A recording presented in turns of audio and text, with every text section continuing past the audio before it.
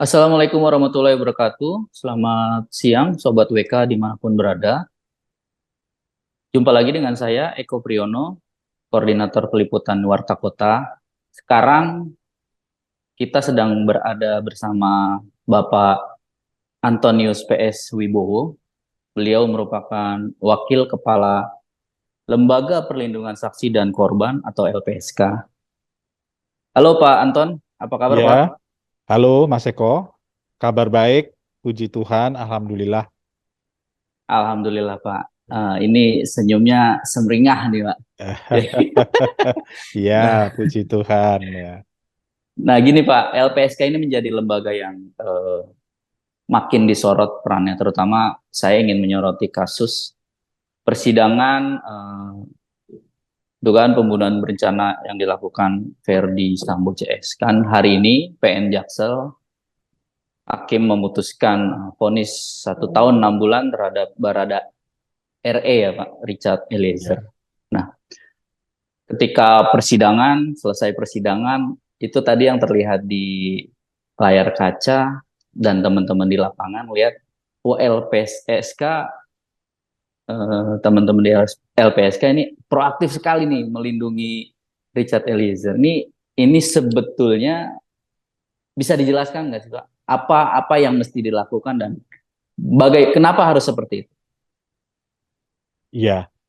Eh, apa yang dilakukan oleh teman-teman di persidangan, maaf, teman-teman LPSK tadi, itu sesuai dengan SOP-nya, Standar Operating Procedure, melindungi terlindung LPSK, yang dalam hal ini adalah Richard Eliezer, itu mendapatkan perlindungan dari LPSK yang namanya perlindungan fisik. Nah, perlindungan fisik itu salah satunya tata caranya seperti itu, Mas. Jadi LPSK hadir sangat dekat dengan orang yang dilindungi dalam rangka untuk memastikan bahwa orang yang dilindungi itu tidak akan mendapatkan serangan, tidak akan mendapatkan gangguan dari orang lain yang ada di sekitar terlindung. Jadi itulah salah satu contoh konkret perlindungan dari LPSK terhadap terlindung yang namanya perlindungan fisik. Jadi Begitu Mas memang Eko. proteksi terhadap yang dilindungi LPSK gitu kira-kira. Betul, betul. Kan Nah, memang memang apa yang ancaman apa yang dikhawatirkan LPSK sampai proteksi seperti itu, Pak? Berdasarkan pengalaman selama LPSK berdiri, Pak. ya, ancaman yang bisa ada pada seseorang yang berstatus sebagai korban atau saksi dalam sebuah tindak pidana itu bermacam-macam. Ya. Ada ancaman yang sifatnya fisik. Dalam arti ancaman fisik adalah orang yang ada di dekat target gitu ya, yang bisa Mm-mm. melakukan apapun ketika target itu lengah. Ya. Misalnya ya dipukul, diciderai kan gitu kan, eh, atau yang lain gitu ya. Dan kehadiran ancaman fisik seperti itu tentu saja tidak mudah diketahui oleh orang yang dilindungi LPSK kan. Apalagi kalau orang yang dilindungi LPSK itu berada di tengah-tengah kerumunan orang. Itu Oke. pasti kita akan sangat hati-hati untuk bisa mendeteksi dan supaya berusaha nggak terjadi apa-apa pada orang yang dilindungi kita. Dilindungi. Nah, itu ancaman yang fisik gitu ya. Ancaman yang tidak fisik itu misalnya ya ancaman verbal, ya kan? Katakanlah gitu ya, katakanlah eh, seseorang entah itu atasan, entah itu teman gitu, yang mengatakan misalnya, awas ya, kalau kamu nanti membuka perkara ini, kamu saya bunuh itu. Iya, iya. Nah, keluarnya kata-kata seperti itu, kamu saya bunuh misalnya. Nah, ini tentu akan kemudian menjadi sinyal ya bahwa oh ini tingkat ancamannya tinggi nih kepada seseorang yang dilindungi LPSK. Nah, ketika menghadapi situasi seperti itu, maka respon LPSK adalah memberikan perlindungan fisik seperti tadi gitu ya. Kadang-kadang kita sebut perlindungan fisik, kadang-kadang kita sebut pengamanan melekat begitu loh. Iya, iya. Jadi bukan hal yang berlebihan sebetulnya, Pak. Bukan berlebihan. Itu memang sesuai dengan SOP LPSK. Nah, perlindungan LPSK ini terhadap saksi dan korban kan diberikan atas syarat-syarat tertentu ya, Pak ya. Seperti sifat penting keterangan saksi dan korban. Nah, dalam hal ini menurut Pak Anton potensi ancaman yang dihadapi RE itu seperti apa? Ya, sebetulnya potensi ancamannya itu banyak pada Hmm. diri RE ya. Eh, sudah sering juga diungkapkan oleh teman-teman media toh Hmm. bahwa eh, pendukung atau simpatisan Pak FS ini kan banyak, Ya. ya kan?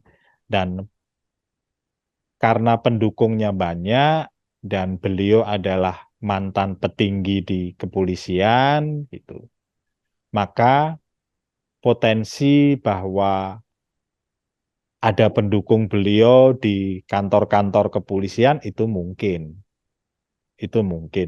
Tapi tentu saja kami tidak bisa mengungkapkan di forum ini untuk Hmm. mengatakan pendukungnya ada di mana saja, kita nggak bisa mengatakan itu. Tetapi potensi itu ada, Mas. Ada. Oke. Eh, oleh karena itu juga, eh, kemudian LPSK memberikan perlindungan yang sifatnya perlindungan fisik tadi. Hmm. Nah, ini akan sampai kapan, Pak? Perlindungan ini diberikan. Bapak tadi Un- mengistilahkan pengamanan melekat ya. Ya, yang jelas sampai hari ini Richard Eliezer itu masih di dalam perlindungan LPSK. Nah, akan sampai kapan itu nanti tergantung kepada komunikasi, diskusi antara LPSK dengan yang bersangkutan. Nah, Oke.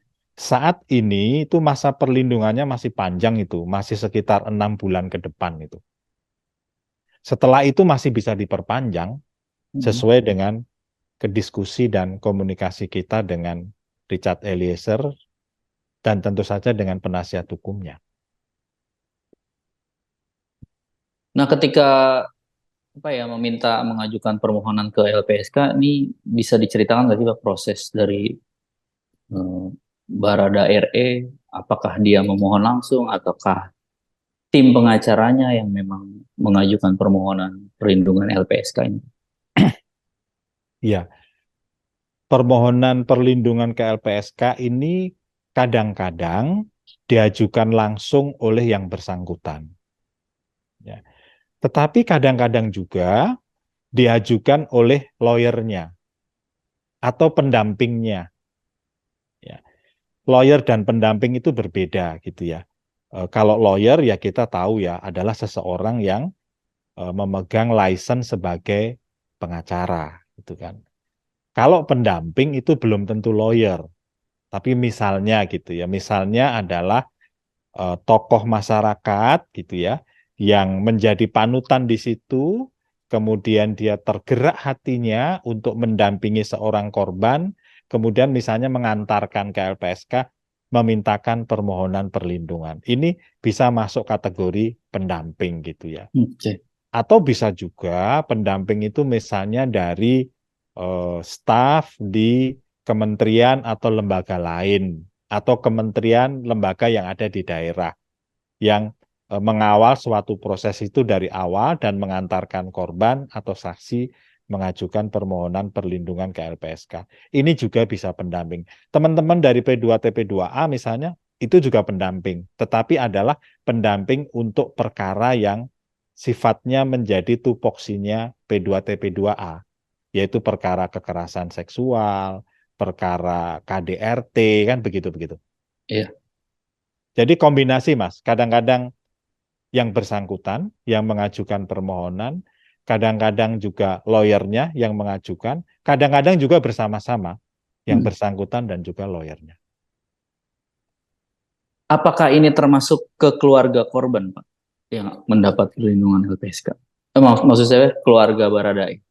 Ya, untuk keluarga Baradae saat ini itu sepertinya belum dalam perlindungan LPSK. Oke. Tetapi itu bukan berarti bahwa eh, tidak bisa dilindungi. Tidak, ya.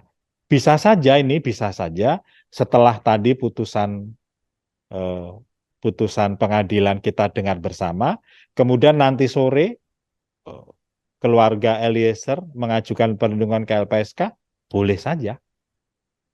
Tapi saat ini belum ya, Mas. Jadi Ini sampai belum ya? siang tadi belum. Jadi yang dilindungi baru adalah Richard Eliezer. Dalam praktek, apakah keluarga korban juga dilindungi LPSK? Banyak yang sudah dilindungi oleh LPSK. Keluarga korban itu bisa istrinya, bisa anaknya, bisa bapaknya, gitu ya. Dalam perkara terorisme banyak, Mas, yang Hmm. keluarga yang dilindungi oleh LPSK. Itu tetap harus melapor ya? Atau tidak bisa bergerak sendiri LPSK harus otomatis gitu. Oke, ini kayaknya potensi ancaman. Tetap Bisa harus ada dua-duanya. permohonan. Oh, bisa dua-duanya. Oke. Pada umumnya adalah memang permohonan, Mas. Hmm. Tetapi LPSK juga tidak dilarang untuk jemput bola, Oke. ya. Pada perkara misalnya Kanjuruhan misalnya, LPSK Ya. jemput bola, ya kan?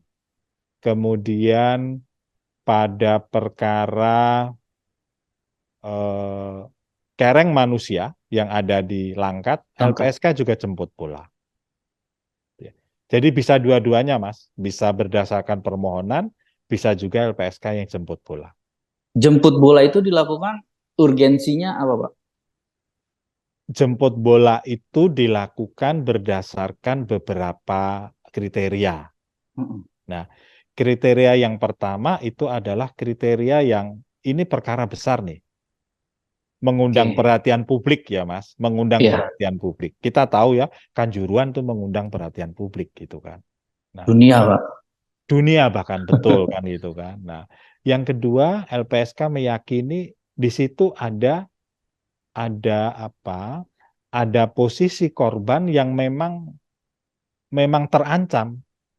Ya, ini kalau korban nggak segera kita temui, itu bisa jadi nanti kemudian eh, korban tidak berani menyampaikan informasi atau data yang sebenarnya, gitu ya.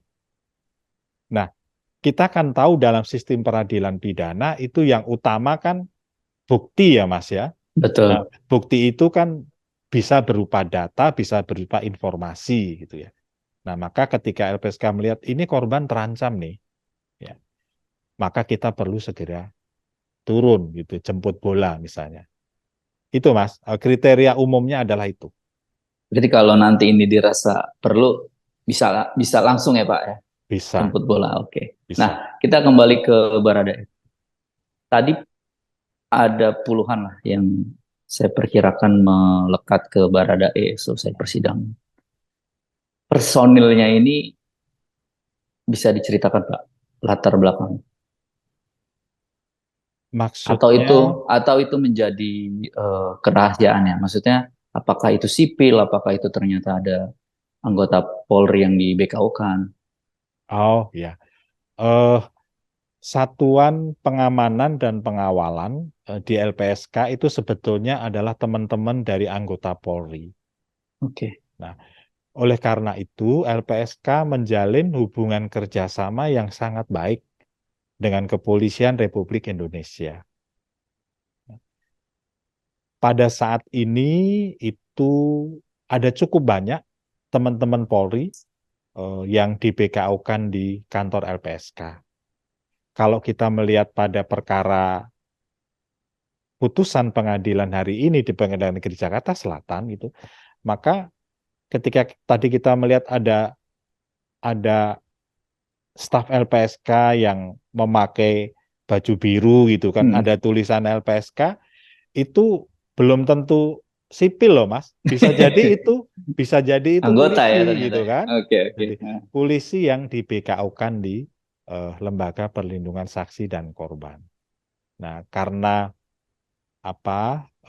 seragamnya semua sama kan biru gitu mm-mm. kan. Nah, Mm. itu kita kita tidak tahu mana yang anggota, mana yang tidak gitu kan. Iya, Tapi iya. yang jelas di situ ada anggota. Bahkan mungkin Pengamanan ini ya, melekat terus gitu Pak sampai sampai di tahanan gitu atau bagaimana?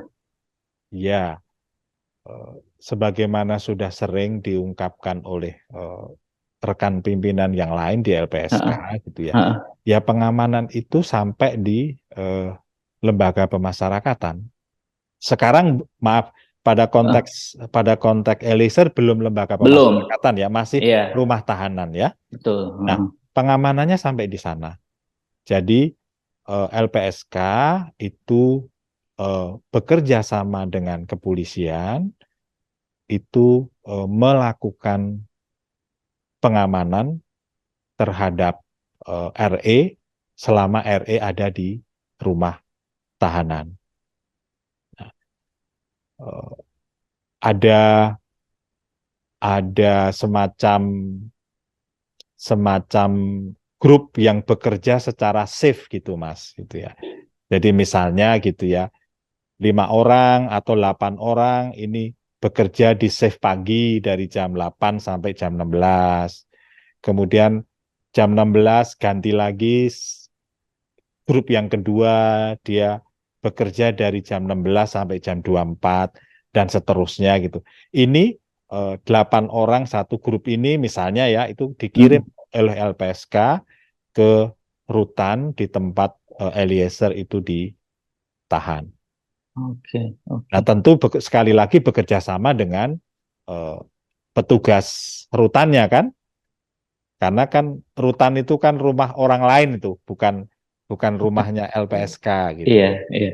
Kecuali di rumah aman LPSK ya Pak ya. Ya, kecuali di rumah aman LPSK itu kita tidak perlu koordinasi eh, seperti itu. Berarti termasuk tim pengamanan tadi melakukan screening terhadap apa asupan makanan, minuman sampai sedetail itu Pak. Ya, jadi makanan untuk Eliezer itu juga disediakan oleh LPSK.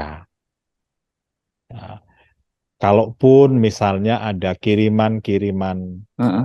makanan dari luar ya entah dari teman, entah dari keluarga gitu ya.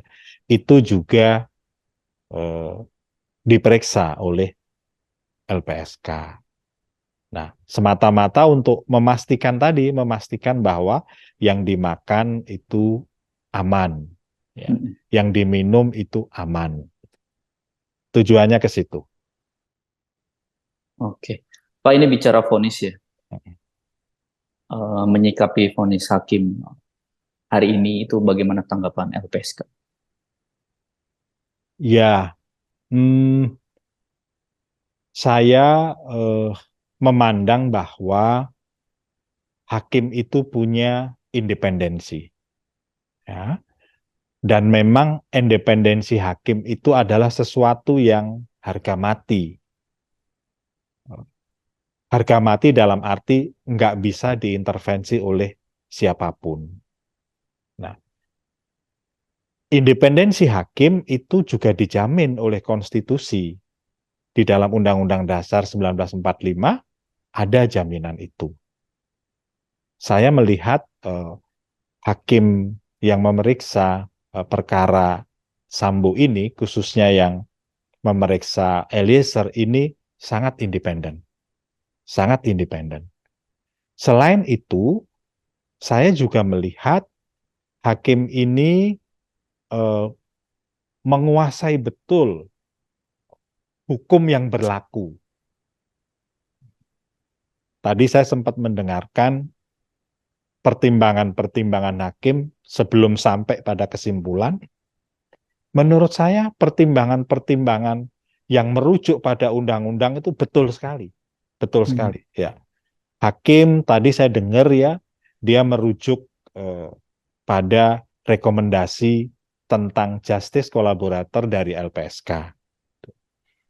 Hakim juga tadi merujuk kepada pasal 28 ayat 1 Undang-Undang Perlindungan Saksi dan Korban. Hakim juga merujuk pada pasal 10A Undang-Undang 31 tahun 2014. Itu menurut saya tepat sekali. Itu tepat sekali. Nah, namun Mas Eko, saya harus Hmm. sampaikan bahwa putusan ini adalah putusan yang apa? Baru putusan tingkat pertama. Iya, Baru putusan tingkat pertama yang tadi saya katakan eh, sudah sesuai dengan hukum dan juga sudah sesuai dengan rasa keadilan masyarakat. iya, Nah, saya mengartikan keadilan masyarakat adalah keadilan yang disuarakan oleh teman-teman media gitu ya.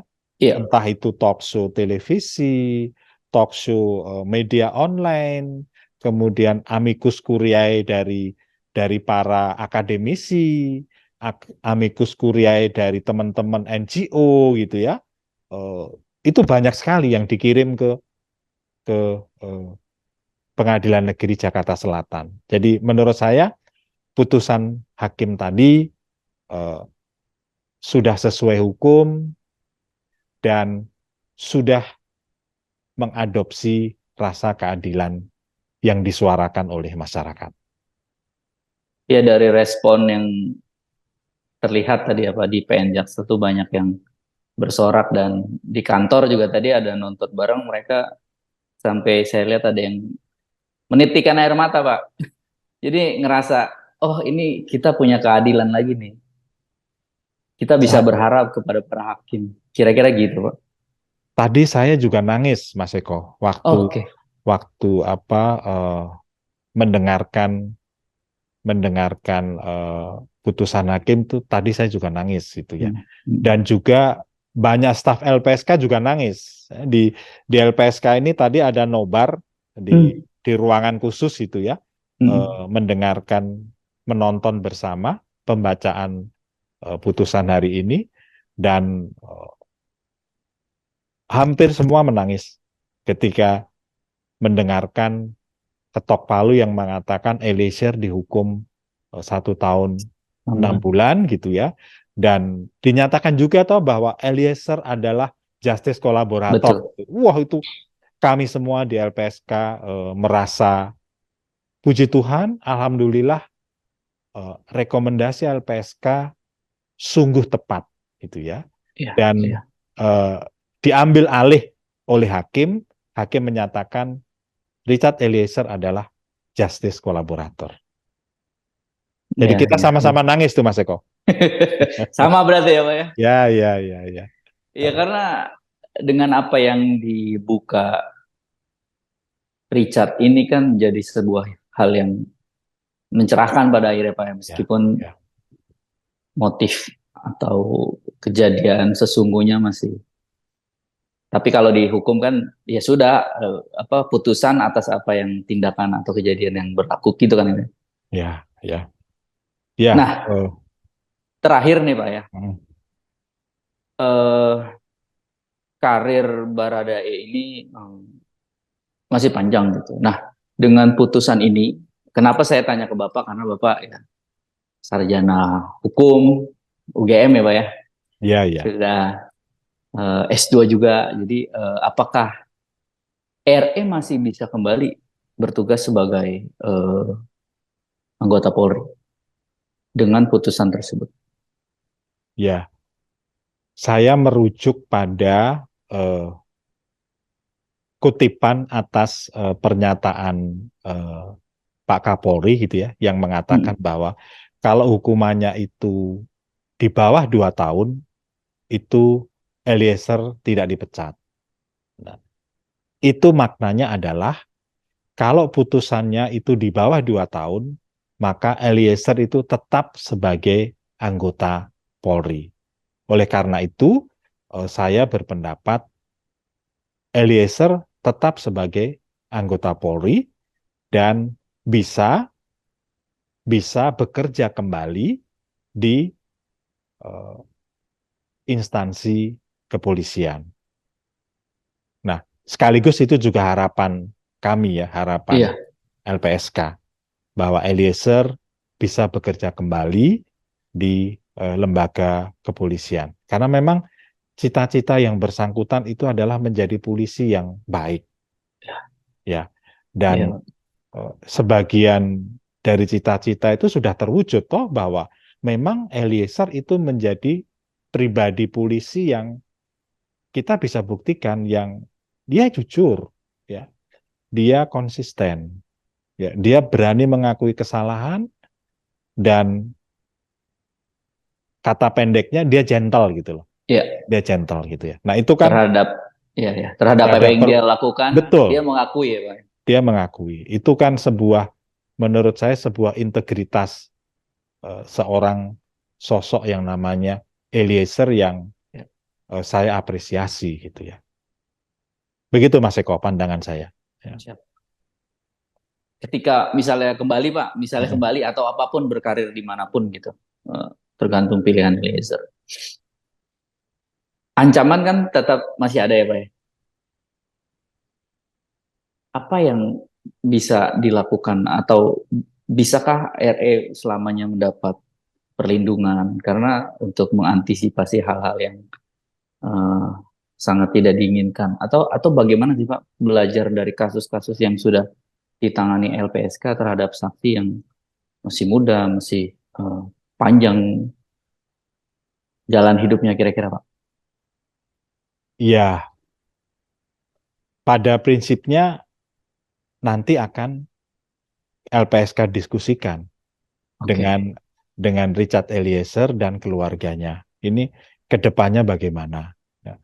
Tentu dengan mempertimbangkan berbagai hal gitu ya. Ya mempertimbangkan soal keamanan, ya mempertimbangkan soal karirnya Richard Eliezer gitu ya. Itu nanti akan kita diskusikan secara mendalam dengan Eliezer dan keluarganya. Yang jelas sekarang kita belum berdiskusi tentang itu, Mas. Siap. Karena tadi saya sampaikan bahwa perlindungan yang diberikan LPSK kepada Eliezer masih panjang gitu ya. Dan baru saja hari ini diputus majelis hakim, tentu kita masih harus menunggu tentang misalnya salinan putusannya. Ya kan? Tadi kan kita baru mendengar secara lesan ya bahwa putusannya adalah 1 tahun 6 bulan, kemudian memerintahkan terdakwa tetap di dalam rumah tahanan gitu ya. Nah, artinya begini, salinan putusan itu memang kita perlukan, Mas Eko, karena salinan putusan itu menjadi dasar untuk melakukan eksekusi. Nah, siapa yang mengeksekusi adalah hakim, maaf, adalah jaksa sebagai eksekutor. Nah, tadi di dalam televisi kita kan baru dengar secara lesan ya bahwa hakim menyatakan, hakim memutuskan Richard divonis 1 tahun 6 bulan, Richard diperintahkan tetap di dalam tahanan. Nah, itu kan artinya Richard tetap di tempat yang saat ini dia berada, yaitu di dalam rumah tahanan eh, Mabes Polri, gitu. Nah, jadi kita masih menunggu salinan putusannya untuk bisa mengetahui eh, tempat di mana Richard akan menjalani vonis itu ada di mana. Oh, saya di mute Pak. Oh, Oke. Oke, baik. Terima kasih Pak Anton atas keterangannya. Ini sangat mencerahkan. Kami atau saya mewakili teman-teman di Warta Kota berterima kasih kepada LPSK yang istilahnya terus terus berjuang ya Pak, mengawal eh, kasus atau Baradae memastikan keamanan beliau. Dan ya makin lama kan seperti Pak Anton tadi bilang, orang akan perlu LPSK dan LPSK perlu hadir di masyarakat. Kira-kira begitu, Pak. Ya, saya juga terima kasih, Mas Eko. Terima kasih pada Warta Kota ikut mengawal perkara ini, dan peran media itu sungguh besar untuk menjalankan fungsinya sebagai penyalur aspirasi publik, apalagi aspirasi atau harapan orang kecil. Tetapi di pihak lain juga media menjadi penting karena menjadi alat kontrol terhadap jalannya sistem peradilan kita. Jadi selamat untuk kita semua, Mas Eko. Selamat untuk LPSK, selamat untuk Richard Eliezer dan keluarganya, selamat untuk kawan-kawan media. Ini juga berkat partisipasi teman-teman media, sehingga persidangannya menjadi betul-betul transparan. Dan puji Tuhan, alhamdulillah kita semua menyaksikan putusan hakim itu sesuai dengan rasa keadilan kita. Ya, rasa keadilan kita itu yang bikin mungkin sebagian dari kita haru ya tadi, Pak. Ya. Sekedar ini, Pak, sekedar informasi.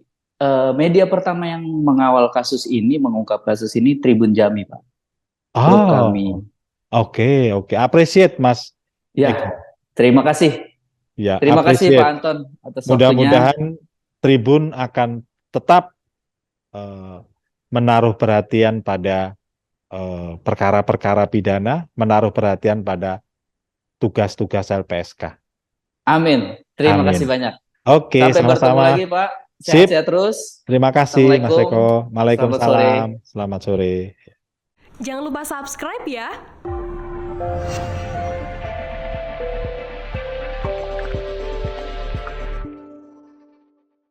Jangan lupa subscribe ya.